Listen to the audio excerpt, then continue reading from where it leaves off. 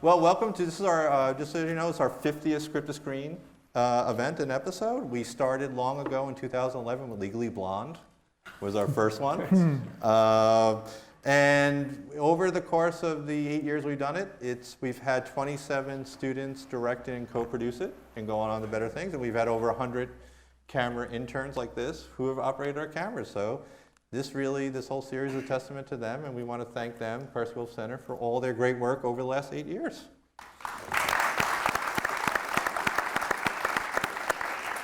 Before we begin, please silence your cell phones and remove batteries from your toy rockets.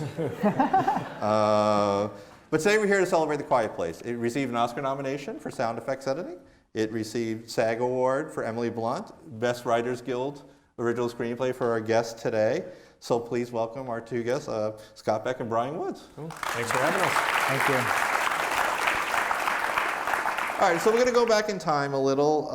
I've read some interviews and seen you in some of your communities about how Chaplin inspired you a little. What was it about the Chaplin and the style of filmmaker that maybe inspired you to go down the road for a silent film? I mean, it's simply the ability to engage pure cinema, like to be able to tell your story only through visuals, and you can communicate character, you can communicate intention, you can communicate everything about plot without really saying anything. That was what was really attracting us. And we'd also been studying a lot about how with City Lights, like that was a silent film post silent film. Like he could have made it with sound, right? Like, but it was a throwback of sorts. And at the time, a lot of people, particularly the studio, were like, "What are you doing? Like, why are we doing silent films? Like, sound's a new thing." And the movie did really well. It traveled the world because it used kind of the universal language of cinema. And so we just kept coming back to this feeling of, is there a way to do a modern day silent film, a modern day film that could play the world and have no barrier to language, and then of course combine that with our love of Jaws and Alien and some of the the scarier things that we love in film as well. So as we know, screenwriters, dialogue is a pretty important tool. So when you're actually sitting down and writing it, what were the challenges in crafting it, taking away your major tool and primarily nonverbal cues? It was really, how do you make this visual film appear visual on the page? So for us, it very much was about activating what we would call like gimmicky screenwriting. Like we were studying scripts from like Alien, the Walter Hill, David Giler script. Nightcrawler by Dan Gilroy like has this incredible visual flow where there's not traditional like location slug lines. It just is more about an atmosphere that flows on the page.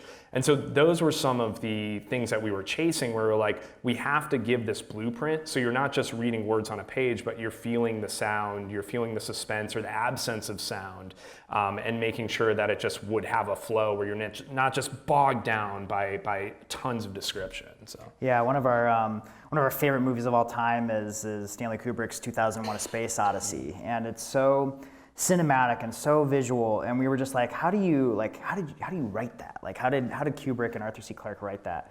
And for the epic space dock sequence, where the ship docks to the space station, apparently the script just had like 5 pages of white and then a single sentence that said the ship docks. And we were like, that's how you write A Quiet Place. Like that's like you take big swings like that on the page just to communicate to inevitably the producers, studio, actors that this is going to be unlike anything you've seen before. Yeah, we talked a little about Jaws, The Thing, Alien, Creature of Black Lagoon, a lot of the old classics. They generally hid the monster as long as possible, and the audience had to fill in the visual gaps. When you're writing this, how do you decide how much visual do you show and how much you can know that the audience will take care of it for you? We love holding it off as much as possible. Like that's just a philosophy. We haven't just activated in this, but like some of the other scripts that we've written or other films that we've directed, where you want to make sure that the audience's imagination is dredging up something more terrifying than what you could ever show on screen. So very much in the writing of this, we were suggesting like the movement of the creature behind certain objects, and certainly like John bringing it to life, he was trying to be very cognizant of, at least for like the first half, you don't want to really show much of it at all. So that was always in the back of our minds, making sure that it wasn't until like closer to the end that you would even see anything. And it was a bit of a balance too, because like unlike Jaws, where like we all know what a shark looks like, like this, there was a bit of storytelling that was required. We had to be able to see the monster a little bit to understand what it is. Like we had to be able to see like the plates open up and see the ear to know that, like, to connect that, like, okay, it hears things and that's why it's, so it was a bit of a dance. But you know, anytime, as Scott said, we can use the audience's imagination against them is the best. Yeah, see, well, you know, we didn't get a lot of the monster's backstory. No, how much do you know, and what was the decision to decide what the audience should know or not know? I mean, we're not huge fans of like tons of exposition or like just boring the audience to tears about like this guy came from Pluto and he's been traveling like 7 years to make his way here on a meteorite. So we very much we thought about the basics of what it was like biologically, why it would come here, but like those aren't conversations that really, to be frank, like interest Brian and I. So we try to get the basics down and then just forget about it. And very much for us, we felt like we're dropping the audience in with this family, almost like a Twilight Zone episode, where the audience has to figure out what's going on by virtue of just following who these characters are. And we felt like that would be an interesting way to parcel out information in the barest of forms if you see it through, you know, like in the film, newspaper headlines, and you're just getting the basic of what you need to know to appreciate the experience of the journey. And if you think about it, the characters don't care. Yeah. The backstory, they were just trying, like, how do I fight it? Exactly. Or survive it. Yeah. It was, now, one of the things I know, the movie's running time is 90 minutes. This movie is constantly tense because at no point, the children, the family's always in jeopardy. How did you go about trying to, because usually in a horror film, they might have a comedy bit. What were your tension breakers? What were the thoughts about how do you get to give the audience a break knowing that this movie evolves a little more of a constant? Totally, yeah. I mean, we think about that all the time because my favorite movies are the movies that that give you something that you don't expect when you go to see it. So like presumably when you go to see A Quiet Place, you expect to be scared, but we wanted to have those tension relief moments. Like one of the moments I think about is the moment in the basement when they're dancing to music, and letting that be like a decompressor to just let everything drop a bit so that you can then ramp up the tension again. So we had a few anchor points like that, and there's some, I don't know, John and Emily did some really beautiful comedic moments too with her and the son and some of her reactions and communications. It shakes it up a bit. Yeah, and I also like, writing the script is one thing, but then seeing the film is obviously another. And I remember the first time we saw it, we were like, oh, this feels a little more like a chamber piece in like the beginning where like Emily's teaching, you know, her son and doing this homeschool, and you're just kind of existing with these characters. So you have the opening scene where you have the tension, which sets up every single stake that you need to know in the world, but then that lets you kind of just coast on by for like the next, you know, for 20 minutes, 30 minutes, I think it is, where you're just getting to know the characters. And that for us was the most important thing about this film, is make sure it's not just scary, but it really is rooted in character. Yeah, it does seem like, you know, because we do get a sense like they found a way to survive. Like they're actually not in danger in their whole new system, even though you throw the Monopoly board. And, Right, So, but what was the all right, so you have this nice actually grocery store moment. A simple family going to the grocery store. What was the decision to make that as kind of your entry into the world? That's one of those things, all credit to John, because what happened was we needed to set the stakes right off the bat. And in like comparing it to the original draft of the script, you actually start off almost with that Monopoly scene, where all of a sudden, like, the inception point is the family there at home. And what John kind of got attracted to with the grocery store thing is setting up the idea that this is how they survive. They go into town, this is how they kind of get their goods, and then you set up like the whole rocket thing, and that becomes really the inciting incident for it. So. Did the studio have any reservations about killing a 4-year-old Not kid? at all. Paramount was great. Like, they really wanted to kill that kid on page 10. Well, it was a good moment because they actually, and also it sets up, you know, we'll talk a little more about the father-daughter relationship. They have a sweet moment there before the death. Like a typical mom-dad moment. John Krasinski and the cinematographer Charlotte Christensen, amazing work, obviously created a very enticing visual style. What was special that you thought of their visual style from what you wrote? How they... For us, I think it kept that idea of making it very grounded, where you didn't want it to feel too glossy. Like there's certain trends in horror films that you see over the years. Like there's, a trend that things are very desaturated or very like bluish. And this just felt like to us a slice of Iowa. Like David Lynch's Straight Story, which is one of his films that was shot in our home state of Iowa, kind of feels like that. It's a movie that takes place on a farm, and you don't have to like make it feel too glossy. It feels like kind of just realistic. And it's a unique experience being able to watch the movie that you had in your head for so long, because things look different but better. Like the scene that sticks out in my mind is the bathtub scene. The way Charlotte like lit that with the kind of dark blues, but then like the red lights like spilling in, and it just it was a real treat to see the amazing work that they did bringing it to life. Now, did you always decide that the death of a child was going to haunt and traumatize them? Was that always the decision? We need that moment. Yeah, that was one of those things early, like in writing the script. Like we came up first with the idea, the core high concept idea of, if you make a sound, these creatures are going to kill you.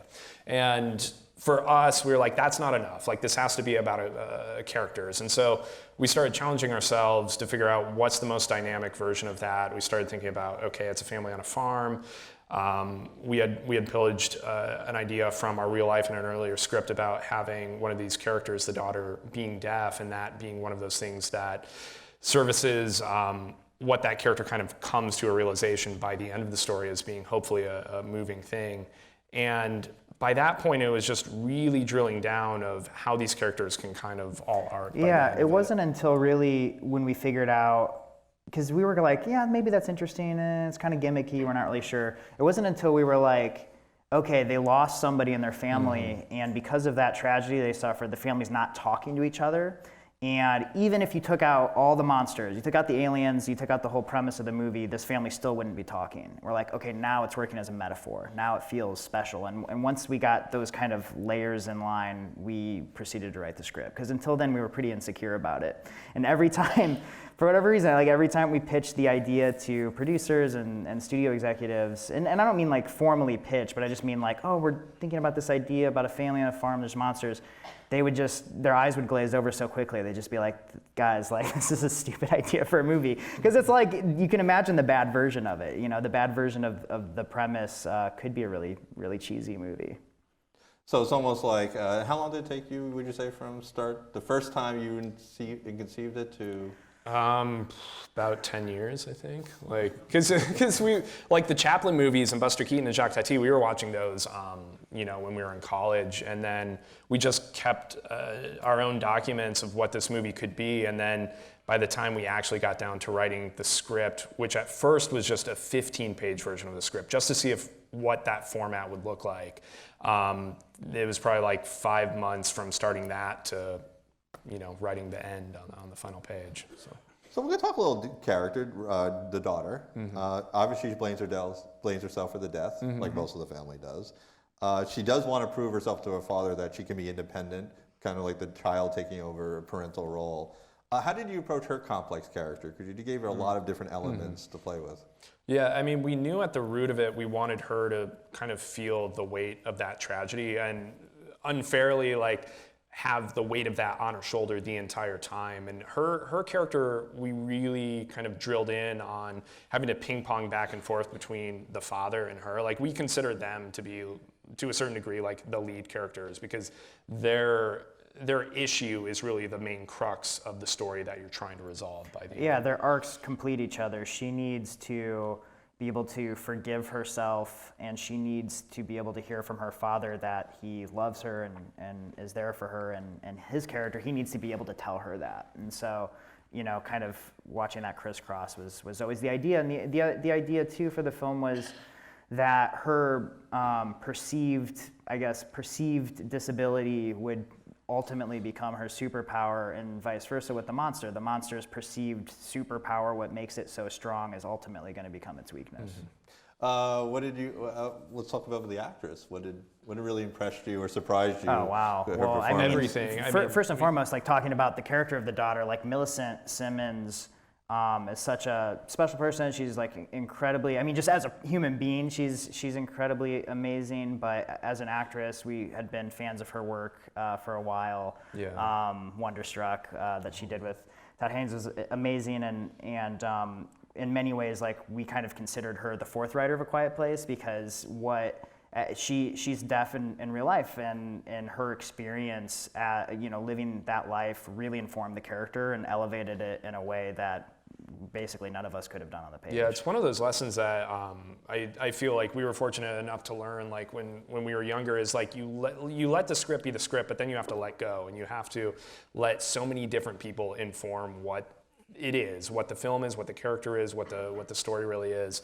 And Millie being able to bring her own life experience to that role is something we could never put that on the page. And so all of the intricacies of her experience doing sign language, that just changed the film entirely for us. And as far as like John and Emily, like that, getting that phone call that those two were excited and wanted to take this on, not only as filmmakers and actors, but like as a family, was incomprehensible to us. It was like the strangest phone call ever. Our agent called us and said, "Guys, John read the script. He loves it. He's all in. He handed it to Emily, and Emily loved it." And we were like, we didn't know that they were married at the time, so we were like very confused by the logistics. We were like, were they just like hanging out at a park and like he handed, like physically handed the script? Like we don't understand. And like, guys, like get your head out of here. Like, no, they're married, they're a couple, they want to do this as a family. We're just like, wow, that's so crazy. And seeing the final film, there is a layer, like, there's fear of like, is that just a gimmick that they're doing this movie together? But for us, I actually ended up feeling like there was a kind of an authenticity that they brought, because they're so comfortable with each other and they know each other and they trust each other, and it created something kind of special. Because we thought if we were going to cast someone from The Office, we would go with Dwight, who'd be more ready for the apocalypse. Dwight and Angela. Dwight and Angela. But you guys, it was a good choice. So we'll talk a little more, because the kid I love, because most kids are terrified of the monsters under the bed, but this one has real monsters everywhere. How do you approach his character? Because he was somebody who wanted to be a kid. More than Millicent, and Regan. Yeah, that was all about kind of the journey of him trying to have some sort of confidence in himself to be able to survive throughout this world, that he very much was still a child, whereas, his sister, played by Millie, she was very much ready to go out in the world and kind of assert herself. So for us, it all was about him building up the courage. And like for us in the script, it activates in like small ways where he has to go out and he has to light the fireworks, and so that becomes a whole journey for him. And then by the end, he's cradling the baby, he's trying to take some sort of responsibility for that. So it's all like trying to find the small arcs within the entire like family continuum, really. Well, it's interesting because the rocket is traumatic, and when he has to ask, you have to launch the rocket to save Mom after what it did to his brother. Yeah, that was a nice little touch. What I was thinking, you mentioned the two main characters. I'm going to suggest a third main character. Sound. Even more than absolutely. We interviewed the sound effects engineer Eric at Comic-Con, and he said this was his favorite movie to work on because he never gets to use sound specifically as a character or to actually drive the story. What were the challenges of writing a character like sound or silence as a part of to push?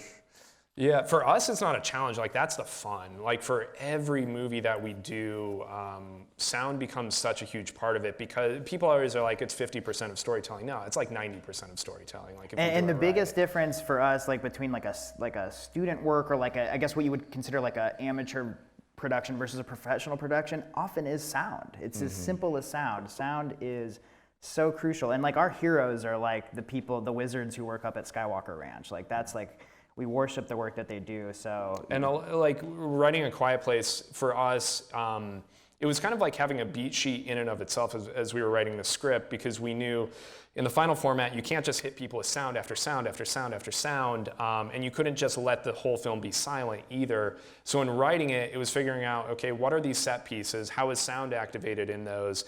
how do you communicate that on the page? Which for us, we went back to what I was calling like the gimmicky screenwriting school of thought, where we would have like big sounds literally be in bigger font, be bold, or as things got quieter and quieter, you'd shrink the font size. So you were getting the feeling of it through the read. And then just making sure that we had a roadmap where there were the loud moments, but then it got quiet and loud. And sometimes you would anticipate, oh, the audience is going to think there's going to be a loud moment here, but you want to withhold that. So we were trying to do as much directing on the page as we could, and then just hand it off to people that could make it incredible. And by the way, like when you look at genre movies, when you look at specifically in horror, sound is like the best weapon you have in your toolbox. And like all of our heroes, like Hitchcock is a master of sound.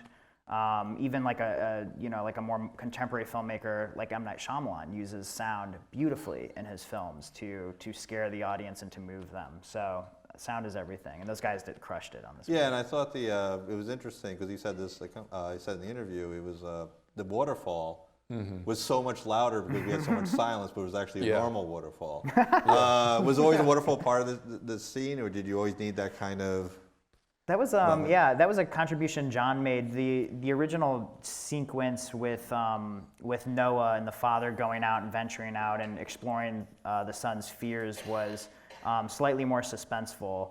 And I won't spoil it because you never know if that'll wind up in a future installment. But John had the idea of like doing this waterfall where they could kind of like finally express like this kind of pent up emotion, which is really beautiful. Our instinct initially was. And the earliest drafts, and then of course this evolved as we got into more drafts, but the very first concept of the movie was we won't hear a line of dialogue until the very final moment where the father finally says, "I love you," and screams. Like that was kind of the initial idea. But there's something nice about being able to sprinkle that in because you're craving it. One of the coolest scenes that we saw when we first saw the movie that we really enjoyed was when Emily is teaching Noah, home teaching him, and she's signing, but she's just barely whispering her lines of dialogue, and it's such a unusual kind of like you're just craving those words so much because everything's been so silent. So it's fun. And talking a little about setup and payoff with the old man, obviously sets up John Krasinski's death. What was the how did you view that character? Was there any backstory to him, or did you just stumble upon that idea? Yeah, it's really just, again, painting the world without having to go too much in depth of all these different characters. And there's the suggestion of it when John's character is up on the silo and you see all these fires being lit, that there are other people surviving there. But it's not, the case where you can just walk over to your neighbor and borrow a cup of sugar without dying. So, so the idea that there were other people in this world, but 400 some days in, not everybody's willing to keep going, and they don't see the purpose of living. And for us, coming back to like the building out the characters, we were like, that's this family's superpower, is that they actually have had a tragedy, but that tragedy actually gave them the willpower to forge ahead by virtue of having the baby born into this world and accepting that as something that they will forge ahead with, given all of the potential issues that come with that. So. Yeah, it's interesting. That is a nice little dynamic showing that this person did quit and they will never quit, that family. All right, so we're going to talk one more scene setup, which I think you really nailed. Nice. How early in the writing process did you guys think, we're going to plant this nail, create anxiety in the audience today in our theater for a half hour?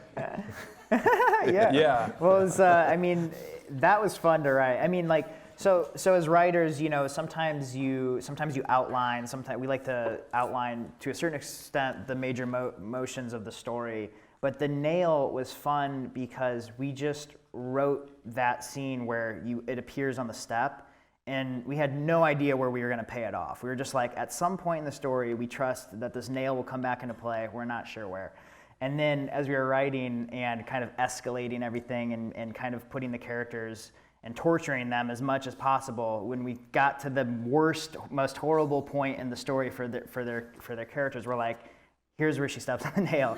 And it's been a fun one to watch. That's a fun space for us in screenwriting, is the idea that you plant so much on the page, not always knowing where it's going, and in some ways that activates something in your brain in the background that starts filling in the gaps of the world in a much larger way than it might necessarily if you've pre-planned ahead everything and you're just kind of following, architectural blueprints. So we always love to be in that space where you don't know exactly where That's you're what I really appreciate about this movie, because it was never about a cheap scare, like, and something like that. Let's talk a little about Emily Blunt. What kind of surprised you, or like, wow, this is, Yeah, everything wows us about Emily Blunt. Like the fact that we were in like the first meeting with some of the producers, and we were having that fun casting conversation where it's more wish fulfillment, where it's like, who would you want to be in this movie? And we're like, yeah, Emily Blunt would be cool, but she's never going to do it. And the fact that she came on board, not just as an actress, but as a mother, like somebody that connected to the script, because literally she had her second child. She and John had their second child 3 weeks before they had read this script, that they can tap into something very primal. And so when you're seeing her give birth on screen, like, yeah, she just did that a few months prior to filming this. So it's very, very real. That's one of those things I don't think you can ask for much more from a performer, where they can give part of their true self to the actual role. So. And what was the decision to go with her first speaking line was talking about her finally dealing with the trauma verbally. That was the first time she would actually speak. Yeah, it was just, that's just the kind of moment of bubbling up and letting it go. And again, John was instrumental in all those kind of key, like, where are we gonna express how we're feeling, and where are we gonna say things versus what we've been bottling up and what the movie's been bottling up. And it's a really kind of nice cathartic beat. All right, so we now get to talk about my favorite, scariest scene, the silo scene. How did that translate from the screen with the way you guys originally envisioned it? That's one of those that translates pretty close for us, because it was born out of the fact that we grew up in Iowa, and we would always travel back through these country roads, because we grew up more in the city version area of Iowa, and then there were these country roads that you would always see these silos and grain bins peeking up, and every now and then you'd see an article in the newspaper that so-and-so drowned in a grain bin, and you're like, wait, drowned? How does that happen? There's no water there. And that stuck in our mind as being a terrifying way to go. And so when we were thinking about the farm and all the different types of things that you would encounter on the farm that would be dangerous, that was one of the things on the tip of our tongue that we were we have to activate.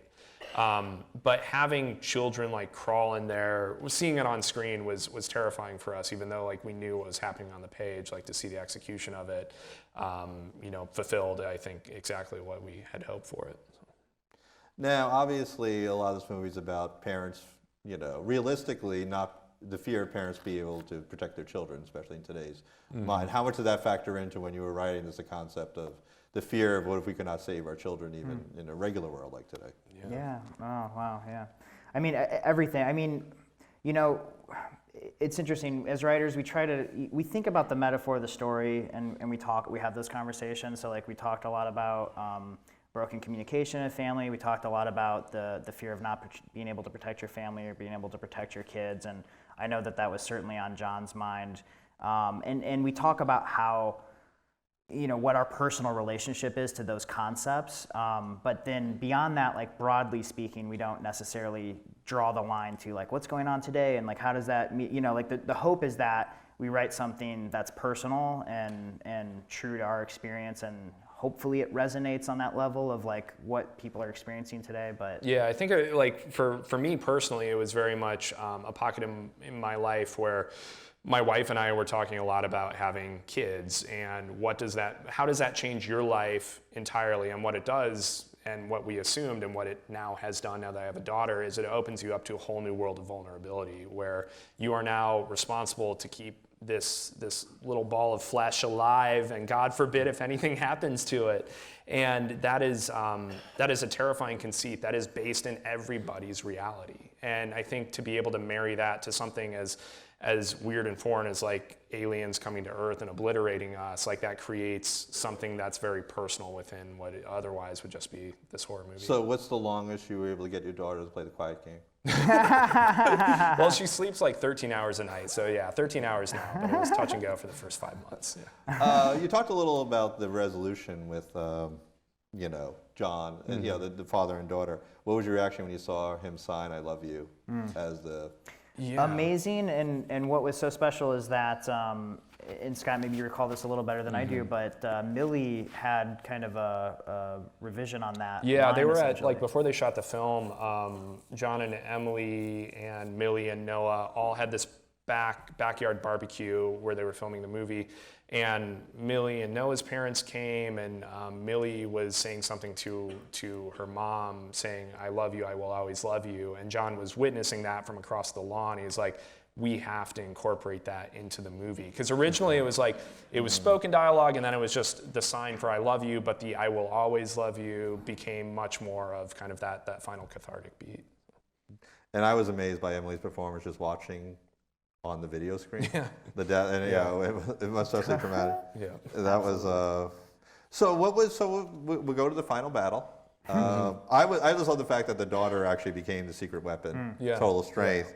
What was kind of the deliberations, or how were you going to resolve the story and the ending? That to us came super early in the process. I mean, I touched upon it briefly earlier, but we had originally written like a 15-page, what we called like a proof of concept, just to see if this would work. And that walked through all the major beats of the story. And that's where we kind of unlocked everything that we've been talking about, where you set up the world, you set up the characters, you set up the daughter, you set up the pregnancy, you set up kind of the final sacrifice, and then you set up the final way of defeating it. And for us, we're always trying to figure out, how do you make the script the tightest possible and there's no fat on it whatsoever. And so it always was about, you set up this daughter who has this hearing issue. It's got to end with that, because that's so incorporated into this world where sound is key. So it was all about trying to figure out then the benchmarks of how do you introduce that. There's the moment where she has the hearing aid that kind of misfires in the cornfield, and we see the creature behind it, and just making sure that we're activating these fence posts along the way. So hopefully it doesn't come out of nowhere by the end. I did enjoy the way she had her own sound too. Like they dropped the sound when they focused on her. Right. They dropped down the sound. Yeah. We'll talk about the score. I mean, obviously the score. What was your reaction to the score? Loved it. I mean, we saw like a rough cut near the end of the process at one point that had kind of a lot of temp score, a lot of music from other movies in service of kind of a temporary edit of the film. And seeing the film at South by Southwest, which was like literally like a week later, like they were like hustling, like this movie came together so fast right on the finish line.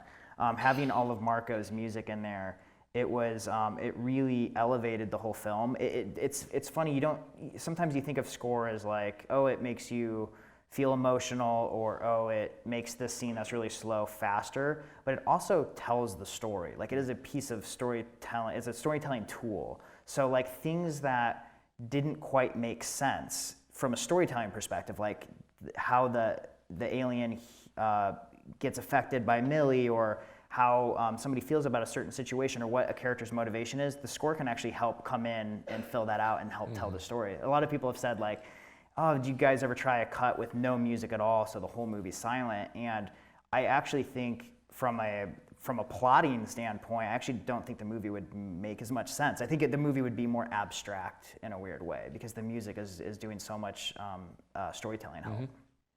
And in the editing, was there a longer cut of this, or did they say we just have to keep it shorter because the audience will collapse and die? I mean, the script itself, like by the final shooting script, it was still pretty short. It was like in the 80-page range, and so we knew the running time would be short. There really was no time to experiment with longer, shorter cuts. I think there was an edit of the movie where like the waterfall scene came out, and they pulled that out, but then they put it back in. It was just like pulling stuff out and then putting it back in, because it's just like there was really no fat. But the truth is, like, the post-production process for this, they had maybe like 3 months to edit this movie, where typically, you would have at least like 6 months. And it was just by virtue of, there was a release date, and then Paramount and John decided to open the film up a month earlier at South by Southwest, so it truncated the post schedule even shorter. So it's a miracle that they were able to get everything on screen. So I interview a lot of filmmakers. They always say they love watching the audience, the reaction. I think in this movie especially. What scene do you both like to watch the audience watch? I mean, the nail scene, obviously. I like everyone like simultaneously imagining what it'd be like to step in that. And I love watching the Monopoly scene as a fun one to watch the audience, for sure. Yeah. Because it is such a sweet little tender moment that turns dark pretty quickly. Well, we're going to let the audience ask a couple of questions. Yeah, so how much did the naming of the movie affect the screenwriting process in terms of the soundtrack? Because with something named The Quiet Place, you'd expect there to be a lot of like emphasis on sound from the beginning. So did you have the name set in place at the beginning when you made that initial setup of like, from detailing, talking about the pregnancy to the nail to the sacrifice to everything like that? How much did the name affect it? Yeah, we came up with the title very, very early. Like it was called A Quiet Place even back when it was a 15-page proof of concept, and we wanted it to sound kind of pastoral. Like we wanted it to sound like almost like a Terrence Malick film, like almost like it was going to be like something other than a horror film. Like we wanted to kind of the title for us was less emphasizing the sound journey, but more like trying to imbue a quality of poetry and family on a farm. And a friend of ours compared to he said the movie's like if John Steinbeck did Predator, and we're like, yeah, that's kind of what we were going for. So that's kind of where our heads were when we came up with the title. Thank you guys for putting resources, effort, a lot of energy together to realize such an incredible movie. I would like to ask you a couple of questions about the pre-production. Could you tell us a bit about the pre-production? How were you able to raise money to get that movie? From my understanding, I saw about 17 to 21 million, but I'm not sure. Yeah. It was that's my first questions. But the second question that I have for you is about the most difficult. What was for you the most difficult scene? I do have an idea. Yeah. But I'm not sure. But I would like to hear it from you. Yeah. And my third questions will be. One question. I'm sorry. The budget.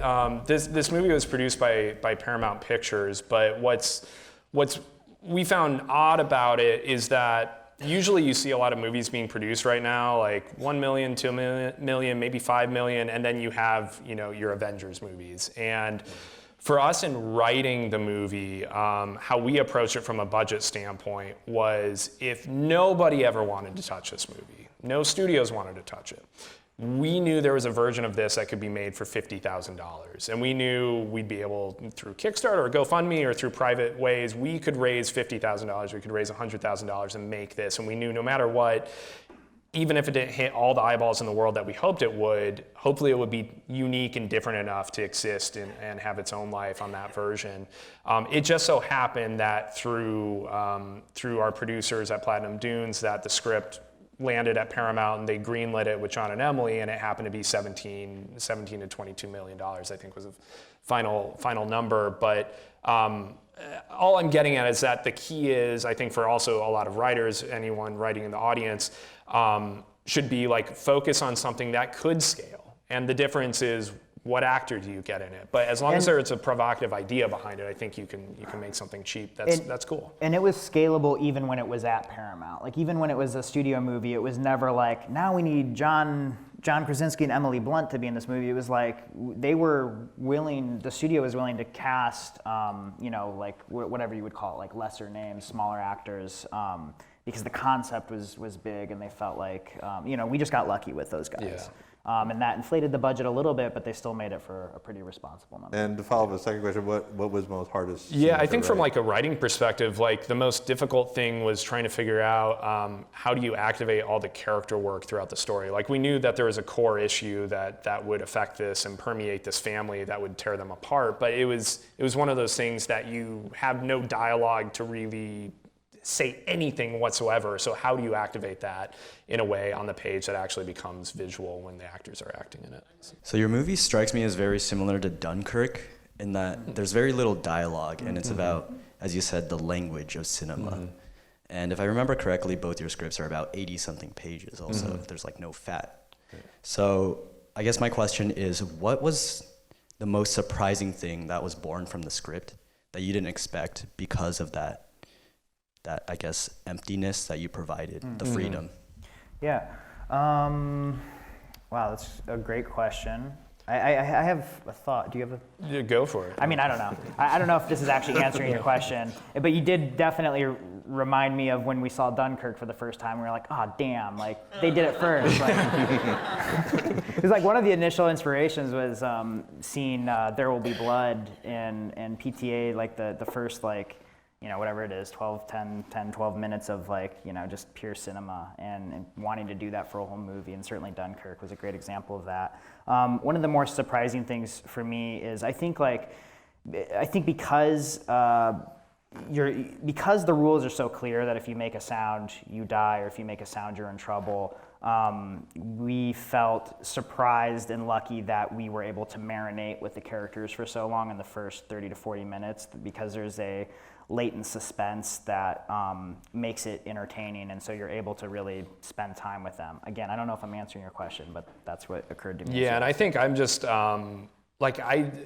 after going through the process, I just have an appetite personally, not just to write more things that don't rely so much on dialogue, but to see more things that don't rely on dialogue. Because cinema it's a visual medium, and it combines so many amazing things, whether it's music or production design, to tell a story that doesn't always need dialogue.